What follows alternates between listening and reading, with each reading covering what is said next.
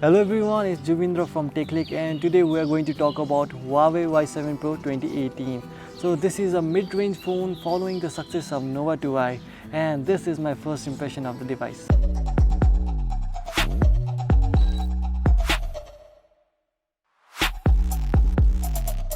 Talking about the screen, you get an 18:9 aspect ratio, 5.99-inch full view display. It's not as bright as Y9 2018 or Nova 2i, but it will not affect the overall experience. Even in direct sunlight, the display is clearly visible. Huawei Y7 Pro comes with full metal unibody design. The black and matte blue color beautifully complements each other, topping it off with glossy side finish. Personally, I prefer this color combination to the typical white and gold in other Huawei phones. Next you have is the volume and the power button on the right side. It feels responsive and the overall placement is convenient. On the left side, you get a slot that supports dual SIM with microSD card for expandable storage. Good thing is that you can use this both SIM and a SD card at the same time. Other than that, you get a headphone jack, micro USB 2.0 and a mono speaker. On the back, we have a 13 plus 2 megapixel camera with flash. On the front, you get only one camera with Selfie Toning Flash. Talking about modes, you get a beauty mode and a wide aperture mode, which we have explained in our past articles.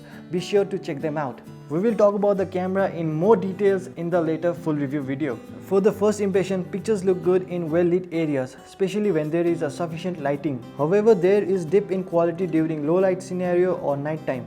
But with Smart Toning Adjust feature, the light can be balanced for a better photo even in those scenarios. Moving on to the hardware, Huawei Y7 Pro is powered by Snapdragon 430 and 3 GB of RAM.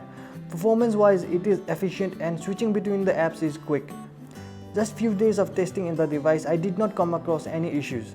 It shines through the outstanding performance for light gaming, but heavier games like Tekken, Batman could suffer few lags and frame drops here and there. However, with Y7 Pro game mode feature, these heavy games are playable without any drop in performance. Enough about the hardware, let's talk software. As usual, Huawei brings modified version EMUI to the table with significant improvements. This time, Huawei has opted in for secured face unlock by completely removing the fingerprint. During my testing, I found that the face unlock is quick and responsive.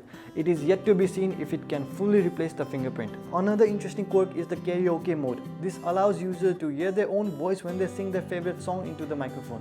Could be really useful if you are into singing. At last, Y7 Pro is juiced up by 3000 mAh non-removable battery. At normal use like browsing and playing music, it did last me the entire day. But if you bring gaming into the mix, you should be prepared to charge it twice in a day. So that's my first impression for Huawei Y7 Pro 2018. I only have this phone for 2 days now. I promise I will go into more detail in the next one. So stay tuned for that.